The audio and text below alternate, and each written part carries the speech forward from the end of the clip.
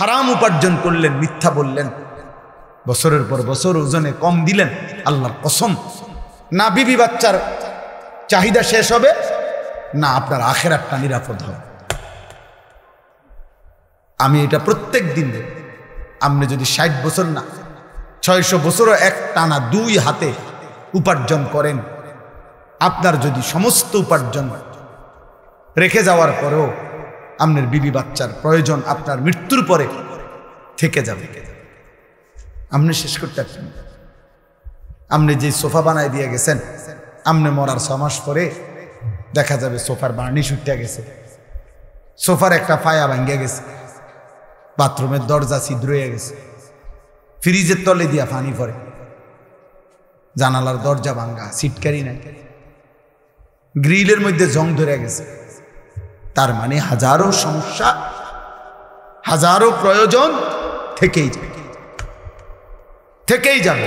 কেউ তার বিবি বাচ্চার মৃত্যু পর্যন্ত সমস্যার সমাধান করে দিয়ে যাইতে পারে না। শুধু শুধু মিথ্যা বলছেন, শুধু শুধু সুদ খাইছেন, শুধু শুধু কিস্তি নিছেন, শুধু শুধু ওজনে কম দিছেন, শুধু শুধু এই অটো, সিএনজি, রিক্সা, মুদি দোকান, এই ব্যবসা, এই ক্ষেত ফসল করতে গিয়ে 1 ওয়াক্ত নামাজ পড়েন নাই, ফজর কোনোদিনও পড়েন নাই। এগুলোর জন্য জিফুত বউ বাচ্চার জন্য আল্লাহ চিনলেন না, আখিরাত চিনলেন না, নামাজ চিনলেন না, হালাল হারাম চিনলেন না। ওরা আপনার মৃত্যুর পরে ওরাও আপনারে মনে রাখবে না, আল্লাহ বলবেন নাফরমান আমিও তোরে চিনি না। ফাদুকু ফামা লিয-যালিমিনা মিন আনসার, কোরআন শরীফে আছে। আল্লাহ নাফরমানকে বলবে, নাফরমান আযাব ভোগ কর। আজ জালেমের জন্য, পাপীর জন্য পুরা হাসরের ময়দানে কোনো সাহায্যকারী নাই। যা বাটপার, বেঈমান, হারামখোর, আজ তোর আল্লাহও নাই, আজ তোর বউ বাচ্চাও নাই, আজ তোর কেউ নাই। যা যা হারামখোর, যা। ফাযুকু ফামা লিয-যালিমিনা মিন আনসার। আল-আখিল্লাউ ইয়াওমাইদিন বা'দুহুম লিবা'দিন আদুউন ইল্লাল মুত্তাকিন। রব্বুল আলামিন বলে, বান্দা, দুনিয়ার সব বন্ধু, দুনিয়ার সব সম্পর্কের মানুষগুলো কিয়ামতের ওই দিন একে অপরের শত্রু হয়ে যাবে। আল-আখিল্লাউ ইয়াওমাইদিন বা'দুহুম লিবা'দিন আদু। বন্ধুরা সেদিন একে অপরের দুশমন হয়ে যাবে। ইল্লাল মুত্তাকিন, একমাত্র ঈমানওয়ালা, তাকওয়াওয়ালা, গুনাহ থেকে বাঁচনেওয়ালা, যেই বন্ধুরা, যেই আত্মীয়রা, যেই স্বামী, যেই স্ত্রী, যেই বাবা, যেই সন্তান, যেই ভাই, যেই বোন, যেই বন্ধু, যেই আপনজন একজন আরেকজনের সাথে সম্পর্ক ছিল, এর ভিত্তিতে যে একে অপরকে গুনাহ থেকে ফিরাইছে, একজন আরেকজনকে নেক কাজের প্রতি উৎসাহিত করেছে, আল্লাহ বলেন, খোদার কসম বান্দা, এই বন্ধুরা দুনিয়াতেও যেমন আপন ছিল, আখিরাতেও আপন থাকবে। ইল্লাল মুত্তাকিন, তাকওয়ার বন্ধু, ঈমানের বন্ধু, গুনাহ থেকে বাঁচাইবার ক্ষেত্রে বন্ধু সম্পর্ক। যেই স্বামী তার স্ত্রীকে ফজরের নামাজের জন্য উঠাইছে, যেই স্ত্রী তার স্বামীকে ফজরের নামাজের জন্য উঠাইছে, যেই স্বামী তার বিবিকে গুনাহ থেকে ফিরাইছে, স্ত্রী তার স্বামীকে গুনাহ থেকে ফিরাইছে, ভাই তার বোনকে গুনাহ থেকে বাঁচাইছে, বোন তার ভাইকে গুনাহ থেকে ফিরাইছে, বন্ধু তার বন্ধুকে টেনে নামাজের দিকে নিয়েছে, গুনাহ থেকে ফিরায় রাখছে। আল্লাহ বলেন, এমন বন্ধু সবাই কিয়ামতের দিন বন্ধুই থাকবে। কিন্তু আমনও টেলিভিশন চাইছেন, আপনার রেডিও টেলিভিশন চাইছে, আমনও বিড়ি খাইছেন, আপনার ফুতে গাঞ্জা খাইছে, আমনও চা দোকানে বসে রঙিন টেলিভিশনে নর্তকীর নাচ দেখছেন, আর আমনের ফুতে সারা রাত মোবাইলে উলঙ্গ ছবি দেখছে। দুই নাফরমানি, কেউ কাউরে চিনবে না, কেউ কাউকে চিনবে না। বাপ ফুতের চিনবে না, ফুত বাপের চিনবে না, মা ছেলেকে চিনবে না, ছেলে মাকে চিনবে না স্বামী স্ত্রীকে চিনবে, না স্ত্রী স্বামীকে চিনবে। ইয়াউমা ইয়াফিরুল মারউ মিন আখিহি ওয়া উম্মিহি ওয়া আবিহি ওয়া সাহিবাতিহি ওয়া বানিহি। আল্লাহ বলে সেদিন ভাই পালিয়ে যাবে, মা পালিয়ে যাবে, বাপ পালিয়ে যাবে, স্ত্রী পালিয়ে যাবে, সন্তানরা পালিয়ে যাবে। লিকুল্লি ইমরিইম মিনহুম ইয়াউমাইদিন শা'নুন ইউগনি। প্রত্যেকেই নিজেকে নিয়ে ব্যস্ত থাকবে। ফাইদা নুফিখা ফিস সূর ফালা আনসাবা বাইনাহুম ইয়াউমাইদিন ওয়ালা ইয়াতাসাআলুন। আল্লাহ বলে ইসরাফিল যখন ফু দিবে, হাসরের ময়দান যখন কায়েম হবে বান্দা, একটা মানুষও কাউকে কেউ বংশের আত্মীয়তার কোনো পরিচয় দিবে না। ওয়ালা ইয়াতাসাআলুন, একজন আরেকজনকে ভালো মন্দ কিছু জিজ্ঞেসও করবে না। এটাও বলবে না ভাই কষ্ট হচ্ছে নাকি, ভাই বেশি গরম লাগতেছে নাকি, না হে কিতা কইবে হে আমনে এ গরম লাগতেছে নাকি, আমনে জিগাইলে আপনি যদি কোন হ ভাই খুব গরম লাগতেছে, তো হে পরে হাত পাকা দিয়ে বিছান করবে, তার বেল আসেনি, হে তো নিজেরই বেল নেই, ও নিজেই তো গরমে মরতেছে।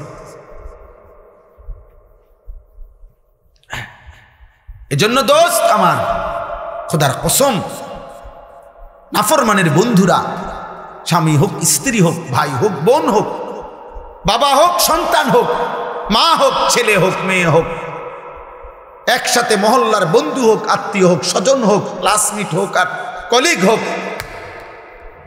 যদি ঈমান আমল তাকওয়ার ভিত্তিতে সম্পর্ক না থাকে, তো সেই বন্ধুরা হাসরের দিন দুশ্মন হয়ে যায়। আর ঈমান আমলের ভিত্তিতে বন্ধুত্বটা হাসরের দিনও কি থাকবে, কথা বলে না, বন্ধুই থাকবে। আর এই বন্ধুদেরকে, এরপরের অংশটা শুনে নেমনি, প্রসঙ্গক্রমে বলে ফেলি। এই নেক কাজের বন্ধু মানে যদি স্বামী স্ত্রী হয় তো স্বামী স্ত্রী, ভাই বোন, মা পুত্র, বাপ ফুত, এরা যদি একজন আরেকজনকে দ্বীনি কাজে সহযোগিতা করে, এবং বন্ধু এলাকার সহপাঠী যেমনি হোক, যদি একজন আরেকজনের সাথে সম্পর্কটা ঈমান আমলের ভিত্তিতে হয়, তাকওয়ার ভিত্তিতে হয়, তো ওই বন্ধুদেরকে আল্লাহ নিজে ডাক দিয়া বলবে, ইয়া ইবাদি লা খাউফুন আলাইকুমুল ইয়াউমা ওয়ালা আনতুম তাহজানুন। হে আমার বান্দারা, তোমরা যারা ঈমান আমলের ভিত্তিতে বন্ধুত্ব সম্পর্ক, আজকে এই হাসরের দিন তোমাদের কোনো ভয়ও নাই, চিন্তাও নাই। এরপরের আয়াত, উদখুলুল জান্নাতা আনতুম ওয়া আজওয়াজুকুম তুহবারুন। আল্লাহ বলবে ঈমান আমলের সম্পর্কযুক্ত বন্ধুরা, যদি স্বামী স্ত্রী হও স্বামী স্ত্রী, ভাই বোন হও ভাই বোন, মা ছেলে যদি হও মা ছেলে, বাপ ফুত যদি হও বাপ ফুত, বন্ধুরা আপনজনরা যারা ঈমান আমলের জন্য একজন আরেকজনকে সহযোগিতা করেছিলে, আল্লাহ বলেন উদখুলুল জান্নাতা আনতুম ওয়া আজওয়াজুকুম তুহবারুন। আজকে হাসরের ময়দানে তোমরা তোমাদের বন্ধুদেরকে সাথে নিয়ে হাসতে হাসতে জান্নাতে ঢোকো। হাত ধরাধরি করে, গলাগলি করে ঢোকো। উদখুলুল জান্নাতা আনতুম ওয়া আজওয়াজুকুম। এজন্য প্রিয় ভাই, হ্যাঁ ছেলেরা চালাক মনে করো না, সিটার বাটফার, নারী দেখো, ছবি দেখো, মোবাইলে অশ্লীল দৃশ্য দেখো, উলঙ্গ নাচ দেখো, আর চুলের ফ্যাশন করো, আর মোটরসাইকেলে টোটো করে ঘুরো, মনে করো না তুমি খুব চালাক। না না, চালাক না, তুমি বেওকুফ, বেওকুফ, বেওকুফ। হাফ প্যান্ট পরে, হ্যাঁ ইদানিং ছেলে পেলে 16 বছর 18 20 বছর ছেলে হাফ প্যান্ট পরে। এটার আসলে কি জানেননি, মূলত এটার সবচেয়ে বড় কারণ হলো ও যে তার সিরা প্রতিবন্ধী, এটার মূল কারণ। কারণ ও এতটুকু দেমাগ আক্কল নাই যে 2 বছরের একটা বাচ্চা হাফ প্যান্ট পরে, আর আমারে 18 বছরের এত বড় দামরা আমারে হাফ প্যান্ট ফিন্দাই দিছে, তো তোরে যে অল্প সময় পরে হাফ প্যান্ট খুললেই লাইবে, এ তো প্রমাণ। তোরে যে উলঙ্গ করে বাজারে বাজারে ঘুরাবে ল্যাংটা করে, এটার অর্ধেক প্রস্তুতি হয়ে গেছে। এ তো প্রতিবন্ধী, তো তার সিরা। তাহলে সুস্থ স্বাভাবিক মানুষ 18 বছর 20 বছর সে কিভাবে হাফ প্যান্ট পরে? আস্তাগফিরুল্লাহ, আস্তাগফিরুল্লাহ। 18 বছর বয়সী একটা ছেলে কিভাবে পেশাব করে পানি না নিয়া, টয়লেট পেপার ব্যবহার না করে, এরকম দুর্গন্ধ, পেশাবের গন্ধ মারাত্মক, পেশাবের দুর্গন্ধ মারাত্মক দুর্গন্ধ, এত দুর্গন্ধ নিয়ে যার প্যান্ট, সে চলে কেমনে, তার লগে যেটি হাঁটে, এগুলো কি পরিমাণ অপদার্থ আমার মাথার ধরে না। আমি তো দম বন্ধ হয়ে মরে যাওয়ার কথা, দম বন্ধ হয়ে মরে যাবো। আস্তাগফিরুল্লাহ, আস্তাগফিরুল্লাহ, আস্তাগফিরুল্লাহ। অতএব এরা বন্ধু না, এরা বন্ধু না। নবীজি সাল্লাল্লাহু আলাইহি সাল্লাম বলছেন, লা তুসাহিব ইল্লা মুমিনান। নবীজি বলছে মুমিন ছাড়া কাউকে বন্ধু বানায়ও না। ওয়ালা ইয়াকুল মালাকা ইল্লা তাকিয়ুন। কোন মুত্তাকি গুনাহ থেকে বিরত থাকে, আল্লাহর নবী বলছে তাকে ছাড়া অন্য কাউকে ভালোবেসে মহব্বত করে দিল দিয়া খাওয়াইও না। বিপদে পড়ে যদি চায় কাপ খাওয়ান লাগে খাওয়াইও, কোনো রকমের টেহা দিও চোখ বন্ধ করিয়া, কিন্তু ভালোবাসা মহব্বত দিয়া কোনো বাটফার সিটার রে, কোনো বিড়িখোর গাঁজাখোর, কোনো বাবাখোর সুদখোর ঘুষখোরকে মহব্বত করে ভালোবাসা খাওয়াইও না। নবী নিষেধ করছে। আরে ঠিক না কইলেও ঠিক, এটা হাদিসের তরজমা, এটা ঠিকের কিতাব, হাদিসের অর্থই তো এটা। বুঝো না ইমাম, এটা ঠিক না কইলেও তো এটাই অর্থ, বুঝছেন নি মামা? এত বিকল্প তরজমা নাই। আপনি আপনি ব্যাটিক করলে বলে না ব্যাটিক না, এইটাই হাদিসের অনুবাদ। ওয়ালা ইয়াকুল মালাকা ইল্লা তাকিয়ুন। এজন্য মানুষ আলেমদেরকে, মসজিদের ইমামদেরকে, উলামায়ে কেরামকে, এক ছোট্ট হাফেজে কোরআনকে, মাদ্রাসার এক তালেবে ইলমকে মানুষ কলিজার সবটুকু দিয়া মহব্বত করে খাওয়ায়। এজন্য যেই মানুষ, অনেক সময় অনেক মানুষ আছে না, হ্যাঁ হুজুর আপনার আর কাম কি, আইটা আইটা দাওয়াত খাওয়ান, আমনে খান, অসুবিধা কি? হ্যাঁ আপনি পোস্টার লাগাই দেন মানুষের, কোন যে গ্রামবাসী আপনারা তো চিনতেছেন না, বেহুদা হুজুরে ভাত খাওয়ান, আমার মতো একজন বিড়ি খাওয়াই না ভালো লোক, চা দোয়ানে গপ মারি। হ্যাঁ আপনারা এত বড় একজন উপযুক্ত লোক দেখেন না, কোন আগের কোন হুজুর মুজুরে ভাত খাবার আপনি বলেন না? আপনি একটা মাইকিং করেন, দেখেন না আপনারা কেউ খাওয়ায় না, তা আপনারে খাওয়ায় না, এটা আমার অপরাধ। কথা বলেন না কেন? আপনারে খাওয়ায় না, এটা ইমাম সাহেবের অন্যায়। তো আপনি বলেন কীর্তেন, এটা আপনি এটা বলেন কেন? আপনি লজ্জা না করা উচিত, ভাবা না উচিত দয়া করে। এই জন্য সাফ কথা, সাফ কথা। আমি ছেলেদের তোমাদেরকে বললাম, ভাই অসৎ বন্ধুর খপ্পরে পড়ে, ওই ভাই লাইট নিবাও, অসৎ বন্ধুর খপ্পরে পড়ে ভাই প্রিয় ছেলে নষ্ট হইও না, নষ্ট হইও না, নষ্ট হইও না বাপ। হয়তো সুখের সময় তোমার সাথে থাকবে, কিন্তু তোমার দুঃখের সাথে থাকবে দুনিয়াতেও, দুনিয়াতেও। তুমি মোটরসাইকেলে পাউডার ভাঙ্গে দেখো, তোমার লগে আসেনি। তুমি একটা অ্যাক্সিডেন্ট করে দেখো, তোমার পাশে থাকবে না। আল্লাহ আমাদেরকে হেফাজত করেন। আমরা সবাই ভালো হওয়া দরকার, আমিও, আপনিও, হুজুরও, পাবলিকও, ইমাম সাহেব, মুসল্লি, আমাদের প্রত্যেকের ফিকির করা উচিত আখিরাত, আখিরাত, আখিরাত।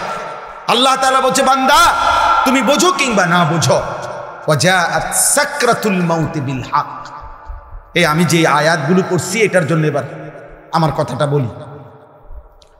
কোরআনুল কারীমের 27 নম্বর পারা, কোরআনুল কারীমের 57 নম্বর সূরা, 56 নম্বর সূরা, সূরা ওয়াকিআ, কোরআনুল কারীমের প্রসিদ্ধ একটি সূরা।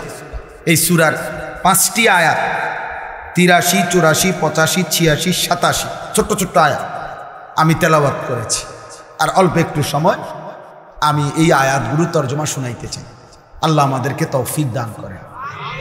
তো এই কথাটা বোঝানোর জন্য বলতেছি, কোরআনুল কারীমে বড় দরদ দিয়ে, বড় মায়া করে আল্লাহ বলছে, বান্দা তুমি জানো না, বান্দা তুমি বোঝো কিংবা না বোঝো, তোমার খেয়াল থাকুক বা না থাকুক, তুমি নেকি করো আর গুনাহ করো, সুখে থাকো কিংবা দুঃখে থাকো, তুমি রাজপ্রাসাদে থাকো আর কুড়ে ঘরে থাকো, একটি চিরন্তন অনিবার্য সত্য বাস্তবতার মুখোমুখি তোমাকে হতেই হবে। সেই চূড়ান্ত বাস্তবতা হলো মৃত্যু।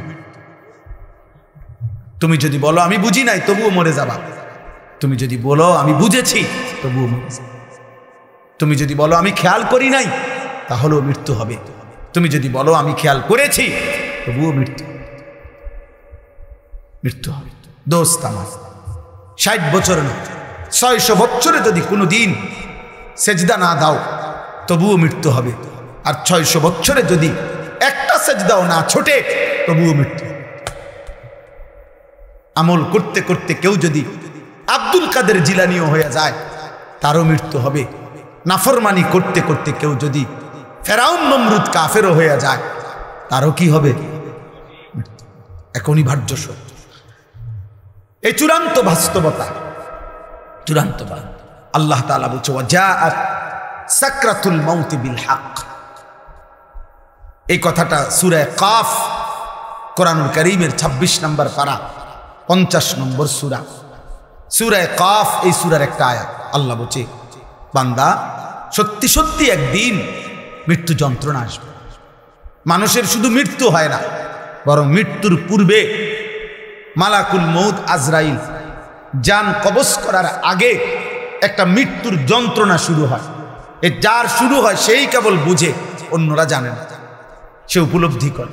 সাকরাতুল মাউত বলে এটারে। কি বলে? মৃত্যু যন্ত্রণা। তাফসীরের মধ্যে আছে এই পৃথিবীর সবচেয়ে বড় ঈমানদারও যদি হয়, তিনি যদি নবীও হয়, তিনি যদি রাসূলও হয়, তিনি যদি সর্বশ্রেষ্ঠ রাসূলও হয়, তারও মৃত্যু যন্ত্রণা হয়।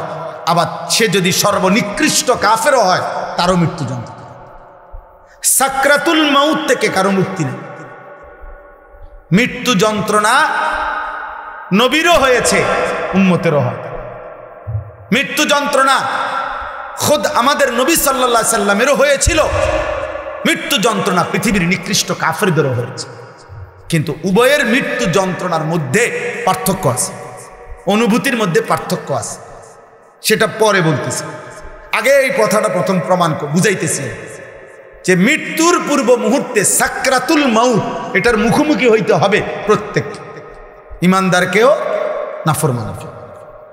হাদিসের মধ্যে আছে আম্মা জান আয়েশা রাদিয়াল্লাহু তাআলা আনহা, নবীজির বিবি, নবী সাল্লাল্লাহু আলাইহি সাল্লাম উনার বুকে মাথা রাখা অবস্থায় ইন্তেকাল করছেন। তো নবীজি সাল্লাল্লাহু আলাইহি সাল্লামের ইন্তেকালের পূর্ব মুহূর্তে হযরত আয়েশা রাদিয়াল্লাহু তাআলা আনহা বলেন, আল্লাহ নবী সাল্লাল্লাহু আলাইহি সাল্লামের কপাল মোবারক বারবার ভিজে ছিল, ঘামে ভিজে যাচ্ছিল। আমি এক বাটি পানি আইনা দিছি পাশে, আমি নবীকে দেখলাম বারবার তিনি ডান হাত মুবারক ওই বাটির পানির মধ্যে ভিজাইতেছেন আর কপাল মুছতেছেন ঘাম, ইন্তেকালের পূর্ব মুহূর্তে। আর নবীজি বলতেছিলেন, তখন দোয়া করতেছিলেন, আল্লাহুম্মা আইন্নি আলা সাকারাতিল মাউত, আয় মাওলা মৃত্যু যন্ত্রণার এই মুহূর্তে আপনি আমারে সাহায্য করেন। আল্লাহুম্মা হাফফিন আলাইয়া সাকারাতিল মাউত। এরপরে নবী বলছে, আল্লাহ আমার মৃত্যু যন্ত্রণা সহজ করে দেন। এরপরে নবী বলছে, লা ইলাহা ইল্লাল্লাহ, আয় মাওলা আপনি ছাড়া আর কোনো ইলাহা নাই। এরপরে বলছে, ইন্না লিল মাউতে সাকারাত, মাওলা মৃত্যুর বড় যন্ত্রণা।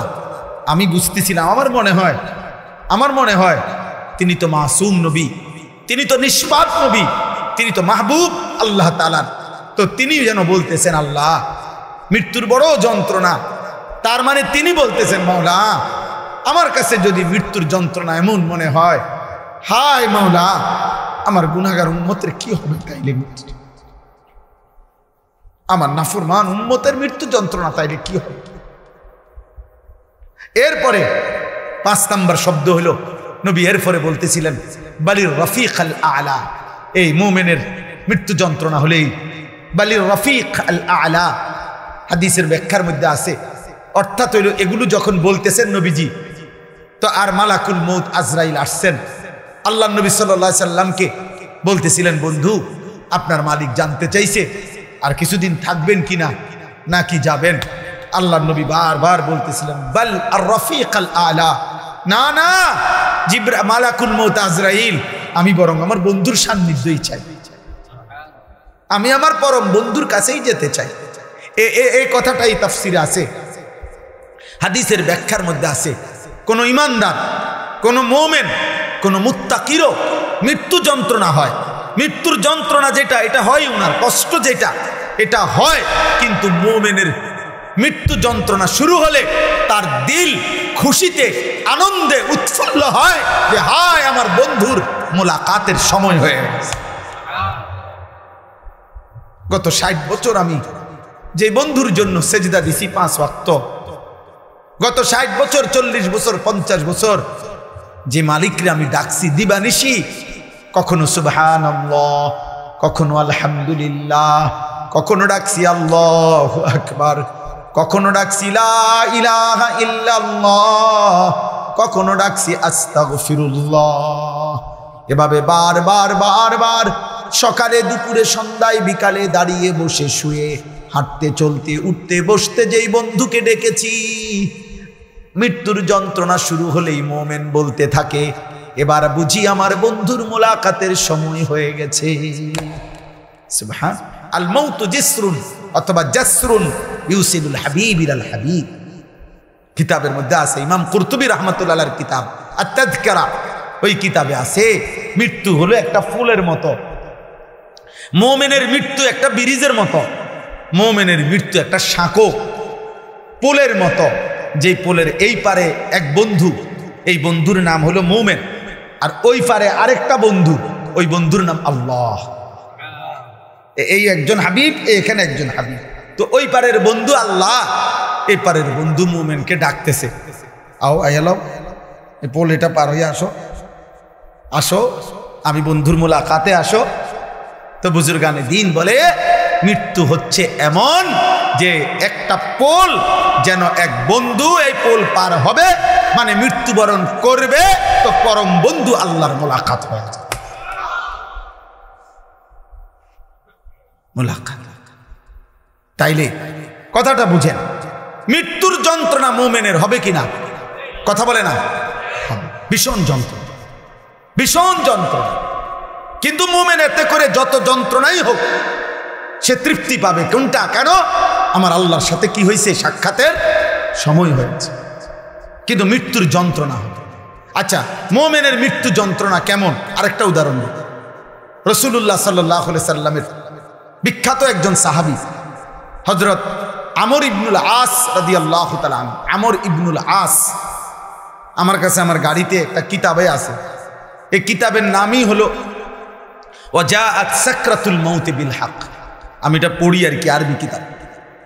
ওইখানে আছে আরব দেশের একজন বড় আলেম, মশহুর বর্তমান সময়ের একজন বিখ্যাত ব্যক্তি ডক্টর আয়েজ আল কারনি, ওনার লিখিত কিতাব। তো উনি লিখছেন, নবীজির একজন বিখ্যাত সাহাবী আমর ইবনুল আস রাদিয়াল্লাহু তাআলা, অনেক প্রসিদ্ধ সাহাবীদের একজন।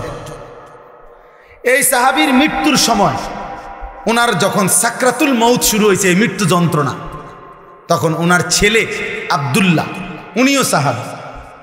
এই সাহাবীর ছেলেও, আমি বললাম আপনারা এই এখনো 2-1 মোবাইল ধরে রাখছেন, মানে বুঝতে চাচ্ছেন না, আপনি শুনেন, আপনি শুনেন।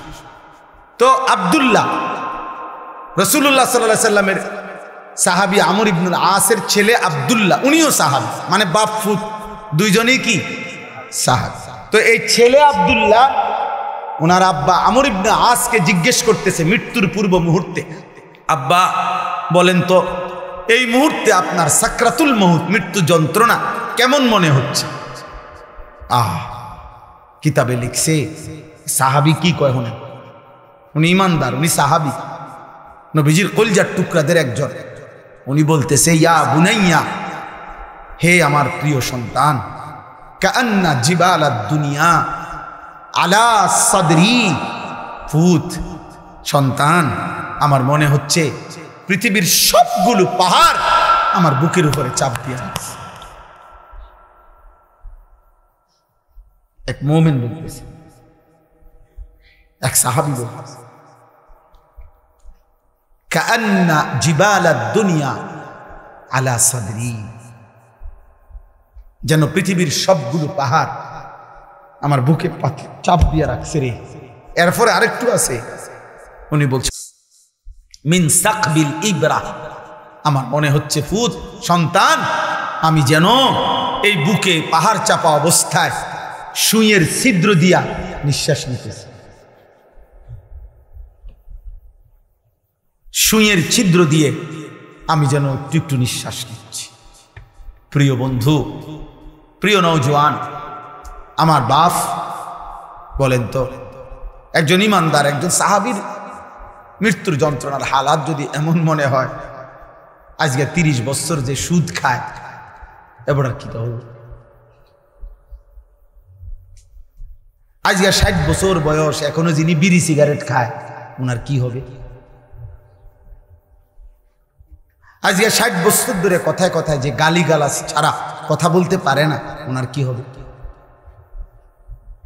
আজকে 60 বছর ধরে যিনি চা দোকানে বসে বসে এখনো বুড়ো হয়ে গেছে, এখনো রঙিন টেলিভিশনে নাটক সিনেমা দেখে, ওনার কি হবে? যে মহিলা আজকে 20 বছর ধরে 30 বছর ধরে বেপর্দা, আমার ওই মায়ের কি হবে? যে বোন আমার পরের ছেলের সাথে হারাম সম্পর্ক, অবৈধ সম্পর্ক করে, আমার সেই বোনের কি হবে? আমার যুবক, তুমি যে গত 365 দিনে এক বছরে কোনো দিন ফজরের নামাজ পড়লা না, তোমার কি হবে দোস্ত? হ্যাঁ, এই সময়ে যদি তোমার মৃত্যুর যন্ত্রণা শুরু হয়, হালাত কি হবে? বলো ভাইয়া,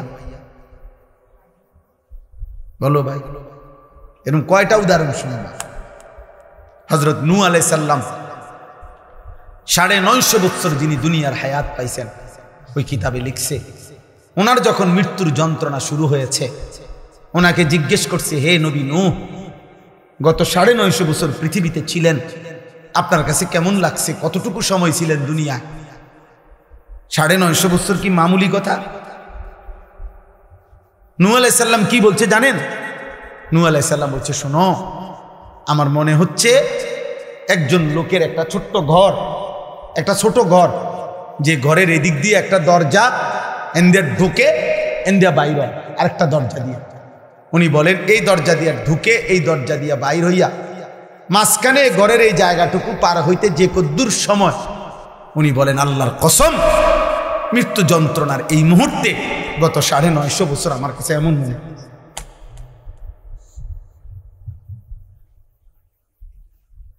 তিনি নবী,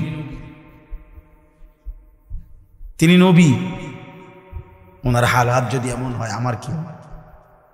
আমাদের কি হবে? আমাদের কি?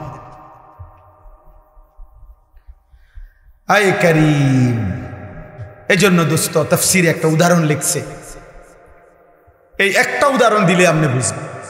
এবার বিপরীত অংশের উদাহরণ শুনেন। এই পৃথিবীতে ধরে নেন, ছেলেরা তোমরাও শোনো, কোন একজন যদি বুঝে, এই পৃথিবীতে যদি কেউ, তাফসীরের মধ্যে লিখছে 900 বছর হায়াত পাইল। কয়শো বছর? এই 900 বছর সে আল্লাহর নাফরমানি করছে। ধরেন চুরি, ডাকাতি, জিনা, ব্যভিচার, মদ, জুয়া, নাচ, গান, সুদ, ঘুষ, হারাম, আল্লাহর নাফরমানিতে কাটাইছে, সেজদা দেয় নাই, বন্দিগি করে নাই। কিন্তু 900 বৎসরে কোনোদিন 1 সেকেন্ডের জন্য ওই কোনো দুঃখ কষ্ট পায় নাই। ধরে নেন একবারের জন্য একটু চোখের পানি পড়ে নাই তার, একটা কাঁটার আঘাতও তার কোনোদিন লাগে নাই, 1 সেকেন্ডের জন্য তার মনটা খারাপ হয় নাই, কোনো কষ্ট, কোনো যন্ত্রণা, কোনো দুঃখ তার হয় নাই। কয়শো বছরে? কিন্তু করছে কি? নাফরমানি করছে। কি? খোদার কসম তাফসীরে লিখছে, এই 900 বছর পরে আল্লাহর নাফরমানি করে 1 বিন্দু দুঃখ যে পায় নাই, যেদিন তার মৃত্যু যন্ত্রণা শুরু হবে, মৃত্যু যন্ত্রণার প্রথম সেকেন্ড, এক সেকেন্ডে আল্লাহর কসম এই 900 বছরের সুখ আর আনন্দ এই নাফরমান প্রথম সেকেন্ডেই ভুলে যাবে। দ্বিতীয় সেকেন্ডে যদি তারে বলা হয়, হে আল্লাহর বান্দা, দুনিয়ার জীবন তুমি কেমনে কাটাইছো, সে বলবে, আয় রব মাওলা, জীবনের সুখ কি জিনিস আমি কোনোদিন দেখি নাই। আনন্দ কাকে বলে মাওলা, আমি দেখি নাই।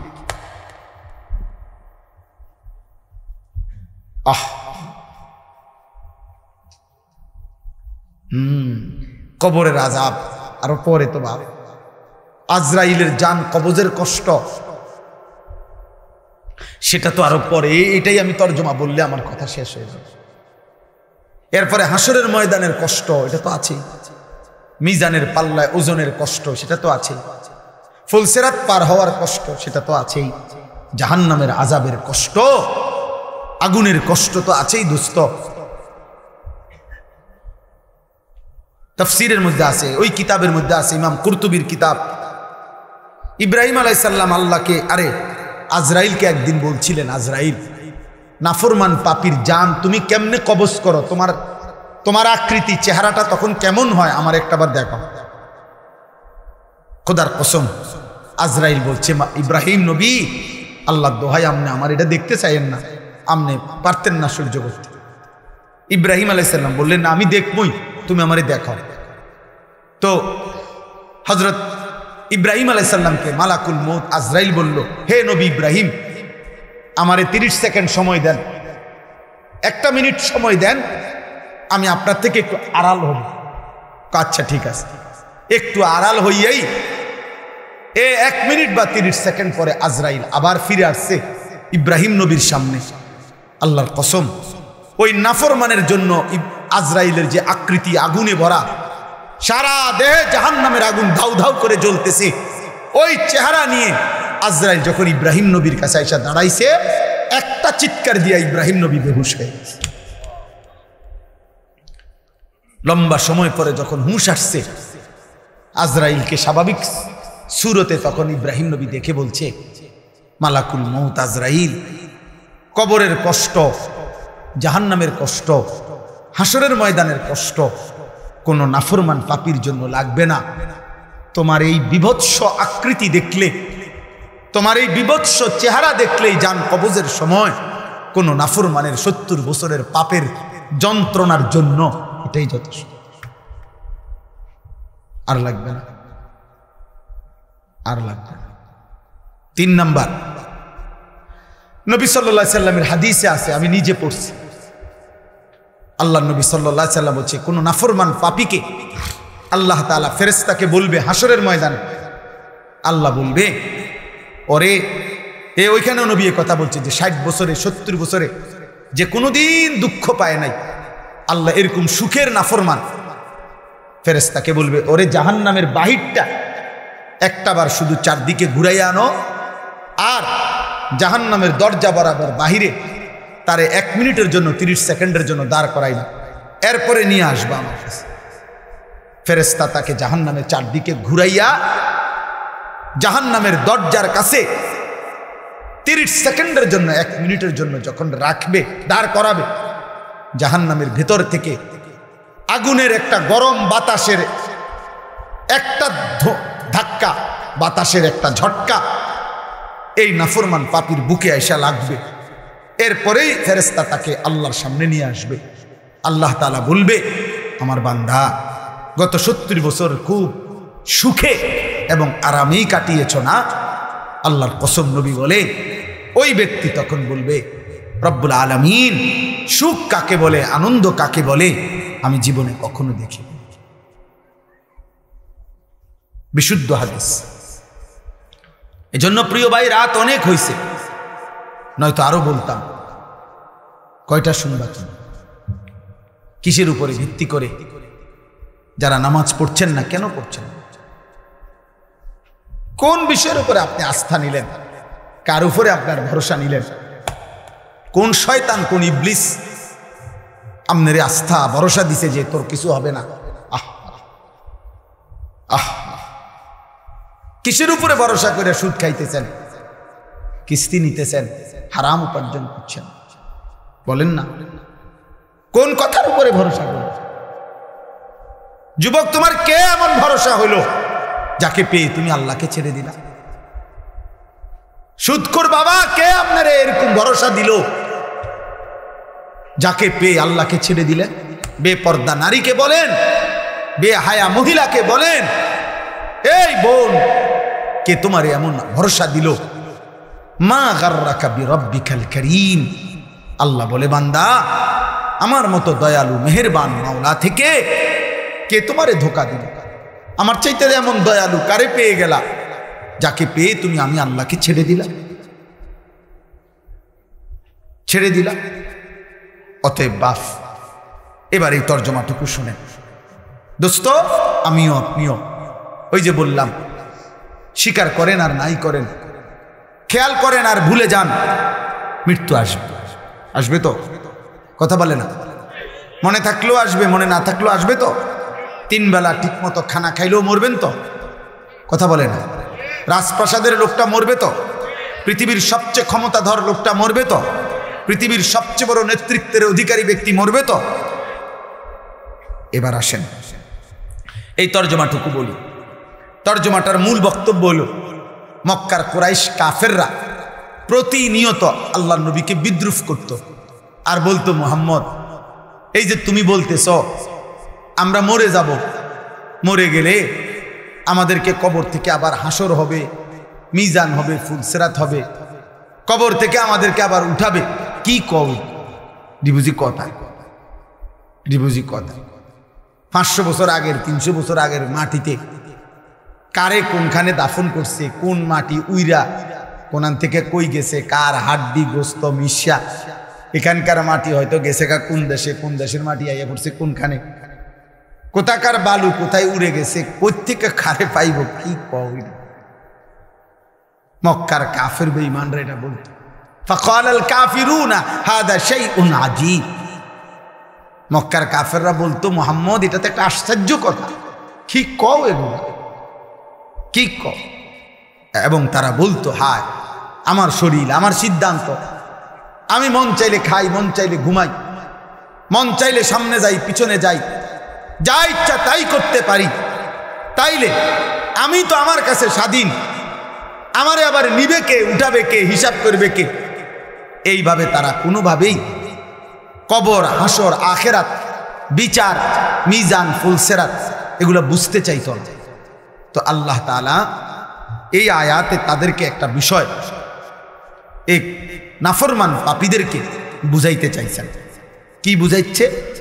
আল্লাহ তাআলা বলেন, তাফসীরের মধ্যে আছে, এই আর অল্প একটু তাফসীরের মধ্যে আছে, প্রত্যেক পাপী, কথাটা বুঝেন, প্রত্যেক নাফরমানের যখন মৃত্যুর সময় হবে, তো মালাকুল মউত আজরাইল তার যখন জান কবজ করতে আসবে, তো নাফরমানের জান কেমনে কবজ করে? তো তাফসীরের মধ্যে আছে, প্রত্যেক নাফরমানের যখন জান কবজের সময় হবে, তো মালাকুল মউত আজরাইল প্রথম তার কলিজার ভিতর থেকে তার রুহুটা একটা টান দিয়া ছিঁড়ে ফেলবে। এই টান দিয়া যখন রুহুটা ছিঁড়ে ফেলবে, তখন রুহুটা আইসা এই কণ্ঠনালী এখানে আইসা আটকায় যাবে। এটারে বলে হুলকুম অথবা তারাকি, কাল্লা ইদা বালাগাতিত তারাকি, অথবা ফালাউলা ইদা বালাগাতিল হুলকুম। এই যে এই কণ্ঠনালীর অগ্রভাগে এসে রুহটা আটকায় যাবে, এবার আর এটা বাইরও হয় না, ভিতরেও যায় না, এই অবস্থায় থাকে। এরপরে আপনি এইটা দিয়ে এখন বুঝবেন সহজ। ওই দেখেন তো, এই যে টিস্যুর এই কাগজগুলো, এটা দেখেন বের করা খুব সহজ, এই যে টান দিলেই বের হয়, দেখছেন? এটা সহজ না? আচ্ছা, এই যে এগুলো দেখছেন, এই কাগজটা এনে একটা আলগা পলিথিন আছে, কথা বলেন না?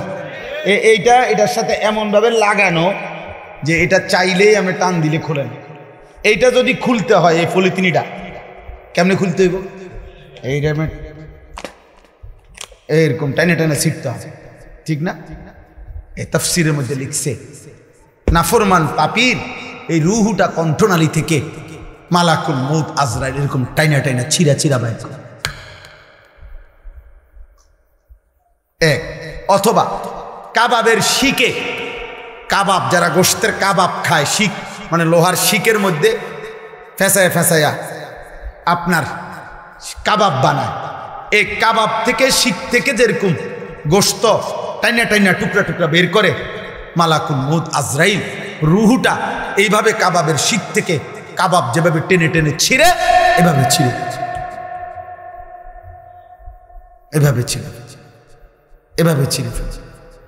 অথবা যদি কেউ বুঝে এরকম যে কোন ভিজা জিনিসের মধ্যে যদি তুলা ভিজা জিনিসের মধ্যে আটকাইয়া যায়, যেই তুলা এমনি স্বাভাবিকভাবে পড়তেছে না, তো এই তুলা যেরকম টাইনা টাইনা, ব্যান্ডিজের তুলা যেরকম টাইনা টাইনা ছিঁড়ে, খোদার কসম আল্লাহর নবী বলছে নাফরমানের রুহুটা আজরাইল এভাবে টাইনা টাইনা ছিঁড়ে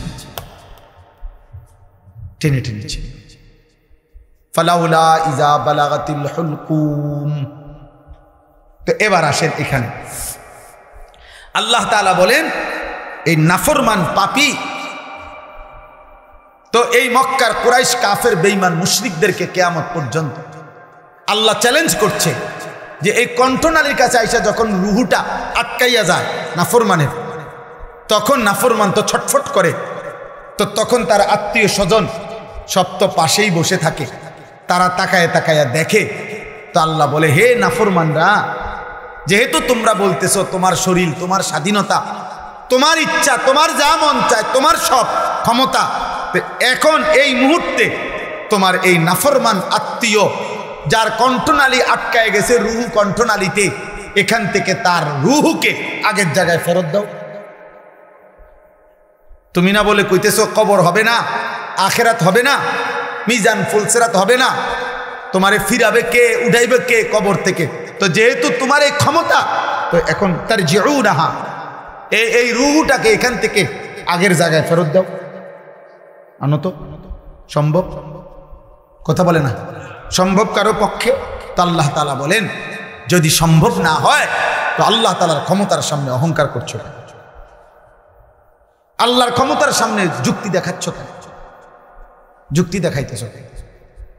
এই কথাটাই আল্লাহ বলছে, ফালাউলা ইজা বালাগাতিল হুলকুম, যখন রুহু এসে যাবে কণ্ঠনালীর কাছে, ওয়া আনতুম হিনা ইদিন তানজুরুন, তোমরা স্বজনরা তখন চারদিকে তাকে দেখতেই থাকবা। ওয়া নাহনু আকরাবু ইলাইহি মিনকুম ওয়ালাকিন লা তুবসিরুন, আল্লাহ বলেন এবং আমি আল্লাহ তখন তোমার ওই ব্যক্তির সামনে আমি আছি, আমি তার নিকটেই আছি, যদিও তোমরা দেখতেছ না, আমি আছি, আমি আছি। আচ্ছা আমি আল্লাহ দাঁড়াইলাম, আল্লাহ বলতেছে আমিও আছি, তোমরাও আসো। তেও হইয়া রইছে, আজরাইলও টান মারছে, বুঝেন না কথাটা, পজিশনটা বুঝছেন না? আল্লাহ বলছে আমিও আছি, তোমরাও আসো। তারও অবস্থা খারাপ, কণ্ঠনালীর কাছে রুহু চলে আসছে। এবার আমি আল্লাহ চ্যালেঞ্জ করলাম, ফালাউলা ইন কুনতুম গায়রা মাদিনিন, তোমরা যদি মনে করে থাকো তোমাদেরকে কবরে নেওয়া হবে না, আখেরাতে উঠানো হবে না, পুনরায় হাসরের ময়দানে একত্রিত করা হবে না, তাহলে তারজিউনাহা ইন কুনতুম সাদিকিন, তোমাদের দাবিতে যদি তোমরা সত্যবাদী হয়ে থাকো তাহলে এই রুহু ফেরত দাও, দাও, এই রুহু ফিরায় দাও, এই রুহু আপন জায়গায় বসায় দাও। সম্ভব? কথা বলে না সম্ভব? তাহলে আল্লাহকে অস্বীকার করছো কেন? এমন মৃত্যু কি তুমি আর দেখো নাই? এমন লাশ কি তুমি আর দেখো নাই? এমন কারো জানাজা কি তুমি পড়ো নাই? বলো, যেই লাশের জানাজা পড়ছে তুমি খবর নাও, তার স্বজনরাও তো তারে বাঁচাইতে চেষ্টা করছে, তারে সান্দিনার থেকে ঢাকা নিছে, ঢাকার থেকে ইন্ডিয়া নিছে, ইন্ডিয়ার থেকে ব্যাংকক নিছে, ব্যাংকক থেকে তারে লন্ডন নিছে, খবর নাও। তাকেও তো বাঁচাবার জন্য বারবার চেষ্টা করছে, কিন্তু কেউ তো ফিরাইতে পারল না। আমি আল্লাহ তো নিয়েই গেলাম। তাহলে তোমার চোখের সামনে যেহেতু প্রতিনিয়ত মানুষ মরছে, চলেই যাচ্ছে, তুমিও তো চলে যাও, তুমিও তো চলে যাবে, তাহলে কেন এই বাড়াবাড়ি? কেন এই অহংকার? এমন যদি হতো যে আমার যে এই বেটা বাবা বসো, আব্বা বসো, এমন যদি হইতো যে আমার এই পরিমাণ শক্তি, ক্ষমতা, দল, পদ, পদবী আছে, সম্পদ আছে যে আমি মৃত্যু থেকে ঠেকাইতে পারবো, এমন কি সম্ভব? কথা বলেন না? এই শেষ কথা বলেন। অতএব দোস্ত আমার, কোনোভাবেই মৃত্যুর এই অনিবার্য বাস্তবতাকে আমরা হারাইতে পারি না, সরাইতে পারি। মৃত্যু এসে আমাদের সব আয়োজন থামাই দিবে, সব ব্যস্ততা থামাই দেবে। নবীজি বলছেন সাল্লাল্লাহু আলাইহি সাল্লাম, ধরে নেন, নবীজি উদাহরণ দিয়ে বুঝাইছেন যে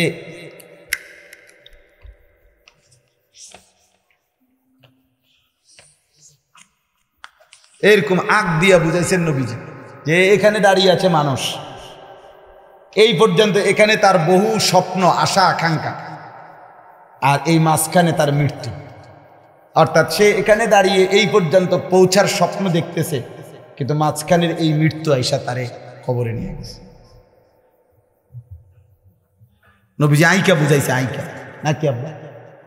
হাদিসে আছে না, আইকা বুঝাইছে, হাত দিয়ে আইকা বুঝাইছে, জমিনের মধ্যে রেখা আইকা বুঝাইছে, আইকা বুঝাইছে। আশাটা বড়, আশাটা কি লম্বা। আরেকটা উদাহরণ দিছে নবী চতুর্ভুজের, এরকম আল্লাহ নবী বলছেন চার কোণাওয়ালা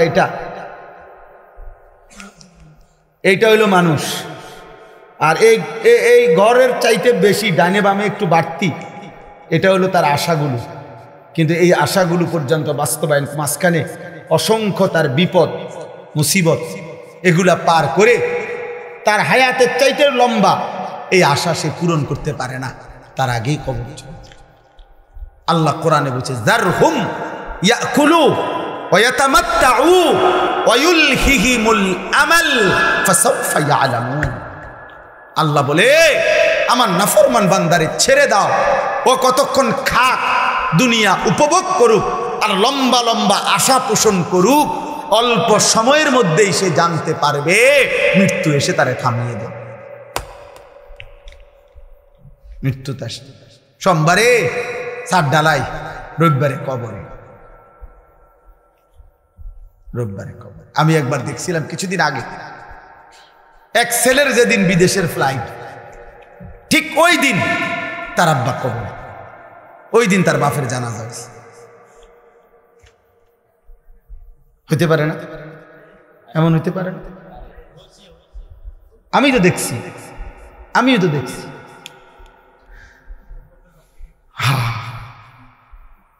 আমি একদিন এক মাহফিলে গেছি। মাহফিলের আগে, বয়ান শুরু করার আগে আমার জন্য একটা মহিলার জন্য আমার থেকে পানি পড়া নিছে, পড়ায় ফুঁ দিয়ে দিতে কইছে আমারে। আমি মহিলার জন্য পানি পড়ে দিছি। মহিলা নাকি এই বাড়ির ঘরের পাশে আসছে, আইসা পানি পড়ে নিয়ে গেছে, তার জন্য পানি খাইছে। মহিলা অসুস্থ, বয়ান শেষ হয় নাই, এর মধ্যে আমার কাছেই আবার খবর আসছে যে ওই মহিলা ইন্তেকাল করছে। আমার দোস্ত, আমার ভাই, আমার কিশোর, আমার নৌজওয়ান, যদি তোমার বিশ্বাস না হয় তো তুমি প্রতিদিন রাস্তার অ্যাক্সিডেন্ট দেখো। কত কিশোর, কত যুবক, কত মোটরসাইকেল আরোহী প্রতিদিন হারিয়ে যায়, কবরে চলে যায়। অতএব আজ রাত গভীরে আমরা আমাদের মৃত্যুর কথা স্মরণ করে আমরা যেন ইবাদত আমলের প্রস্তুতি নিই। আকসিরু যিকরা হাদিমিল লাদ্দাত। নবী বলছে, এই জিহ্বায় আজকে কত আইটেমের স্বাদ তোমার, অচিরেই তোমার সব স্বাদ স্তব্ধ করে দিবে যেই মৃত্যু, সেটা স্মরণ করো, স্মরণ করো। আল্লাহ আমাদের সবাইকে হেফাজত করেন। আমার প্রিয় ইমাম আলহামদুলিল্লাহ কষ্ট করেই আপনাদের ভালোবাসা নিয়ে এই মাদ্রাসাটা পরিচালনা করছে। আলহামদুলিল্লাহ প্রতি বছর আমি অনেক তারে বুঝাইছি, আমি বলছি, রে ভাই, প্রত্যেকটা বছর আমারে না জ্বালাইয়া আরো বক্তা আমি ঠিক করে দেই। আমার তো পরিচিত অনেক বক্তা, না হেতের কথা একটাই, আমনেই ডেট দিতে। তা আসলে অনেক ব্যস্ততার ভিতর দিয়েও আসা, আলহামদুলিল্লাহ আত্মীয়তার সম্পর্কের কারণেও আসা, ভালোবাসা মহব্বতের জন্য আসা, একটা দ্বীনি মাদ্রাসাকে এগিয়ে দেওয়ার জন্য আসা। আমার শ্বশুরও কষ্ট করে ঢাকা থেকে এসেছেন, আপনারাও আছেন, ওলামায়ে কেরামও আছেন। আমার একজন প্রিয় হযরত মাওলানা আব্দুল মান্নান সাহেব, আমার অনেক বন্ধু মানুষ, উনিও আজকে আমাদের সাথে আসছেন এখানে। তো আমি আপনাদের সবার কাছে অনুরোধ করছি, আমরা এক্ষুনি দোয়া করব। দোয়ার আগে প্রত্যেকে মেহেরবানি করে যার যার সামর্থ্য অনুপাতে সবসময় যেহেতু দিয়ে থাকেন মাদ্রাসার জন্য, একটু সহযোগিতা করলে আল্লাহ বরকত দেবে। যদি কেউ এনে থাকেন তাইলে দেন, কারো কাছে যদি থাকে আল্লাহর দ্বীনকে ভালোবেসে মাদ্রাসার মহব্বতে কিছু সহযোগিতা করেন। দিলেও শেষ করে দেব আমরা 2-4 মিনিট, না দিলেও আর পরে দিলে পরে দিবেন, নিয়ত করে রাখেন, যেমনে সুবিধা হয়। আল্লাহ তাআলা আপনাদেরকে তৌফিক দান করেন। বলেন ইনশাআল্লাহ। কোন একজন ভাই উঠে দাঁড়াও ভাই, আল্লাহ আপনাদেরকে তৌফিক দেন। থাকলেই দিয়ে, যুবক ভাই তোমাদের কাছেও থাকলে দাও, দ্বীনের জন্য দাও, তোমার ভালোর জন্য দাও, তোমার কল্যাণের জন্য দাও। আল্লাহ আমাদেরকে কবুল করেন। তো হাতেই নেন, অসুবিধা না, আপনি একটু আগায়া যান, দেন ইনশাআল্লাহ যার কাছে আছে। আব্দুল হালিম মাস্টার সাহেবের ছেলে দিছে, উনি মৃত, আলহামদুলিল্লাহ, আল্লাহ মাফ করে দেন। 1000 টাকা দিছেন। আমার আব্দুল মান্নান স্যার 500 টাকা দিয়েছেন, আলহামদুলিল্লাহ, মাশাআল্লাহ, আল্লাহ আপনি কবুল করেন। একজন 100 টাকা দিয়েছেন, যেটুকু হবে। প্রতি আমার মাদ্রাসা ময়নামতি সাবের বাজার, আগামী শনিবার আমাদের মাদ্রাসার ইসলাহি মাহফিল। আমি মাদ্রাসার জন্য প্রায় 2.5 কোটি টাকার জায়গা কিনছি, আলহামদুলিল্লাহ, 118 শতক। তো মহসিন মুন্সি ভাই দিছেন 1000 টাকা, আল্লাহ কবুল করেন, মাশাআল্লাহ। আর কেউ বলেন দেন ইনশাআল্লাহ, আল্লাহ বরকত দেবে, মাশাআল্লাহ। 200 টাকা, আল্লাহ আপনি কবুল করেন, আলহামদুলিল্লাহ। বলেন মাশাআল্লাহ, মাশাআল্লাহ, মাশাআল্লাহ, আল্লাহ কবুল করেন, আলহামদুলিল্লাহ। আল্লাহ আপনাদেরকে তৌফিক দান করে, আল্লাহ আপনাদের সবাইকে বরকত দান করে, প্রত্যেকের দানে। আমার কথা হলো, বলতেছিলাম আমি কথা যে আমরা মাদ্রাসার জন্য এই মাদ্রাসার জমিতে কেউ 10 টাকাও দিছে, কেউ 15 টাকাও দিছে, এখনো দিচ্ছে, কেউ 30 লাখ টাকাও দিছে। একজন 30 লাখ টাকাও দান করছে, আরেকজনে 10 টাকাও দিছে। আমি দুইটাই নিছি ভালোবাসি আল্লাহর জন্য।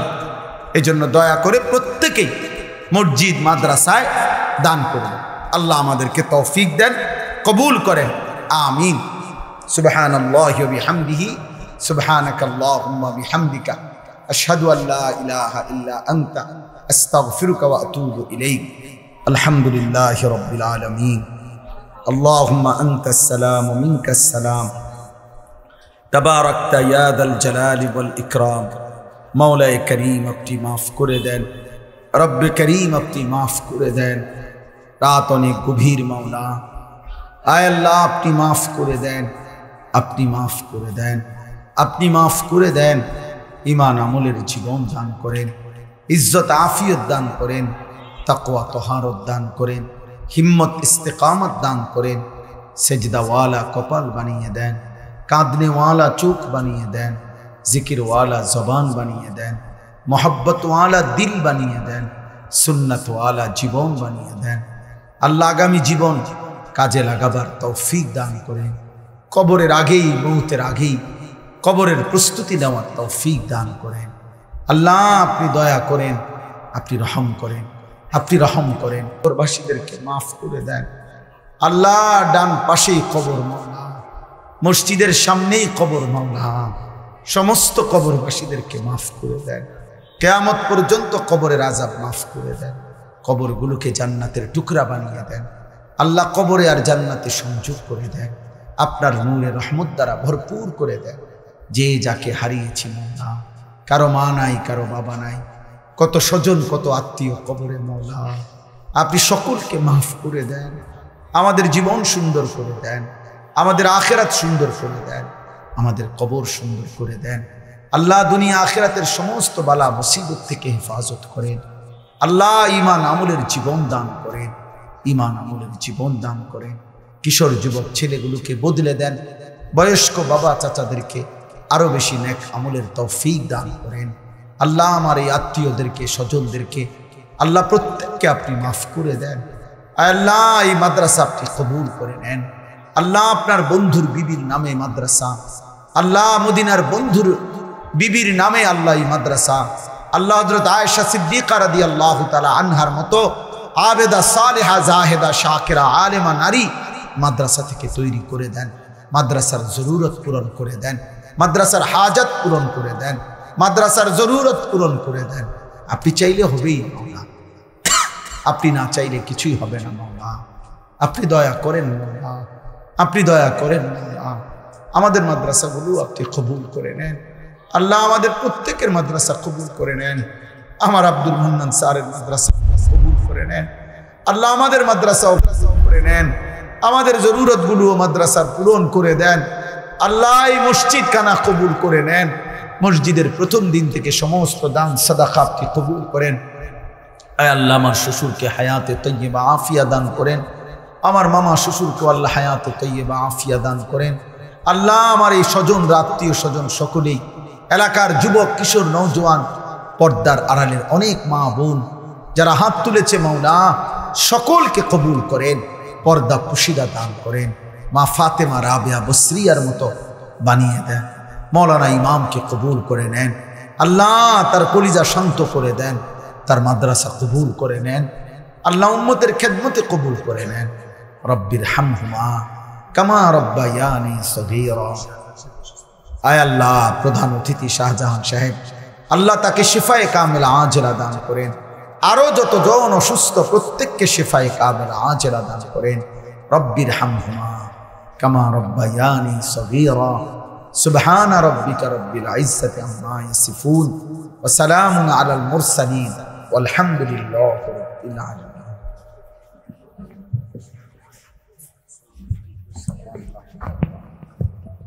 রাতেও না দিনেও না, মাঝে মধ্যে ক্লান্তির কারণে কিছুটা সময় বিশ্রাম করতেন অল্প স্বল্প, কিন্তু একটা আছে না 6 ঘন্টা ঘুম, 5 ঘন্টা ঘুম নিয়ম মাফিক, যে আমি প্রত্যেক দিন 11টা বাজে ঘুমাই, 5টা বাজে উঠি, একটা নিয়ম মাফিক ঘুম, এটা তিনি কখনোই এই 10.5 বছরে ঘুমান নাই।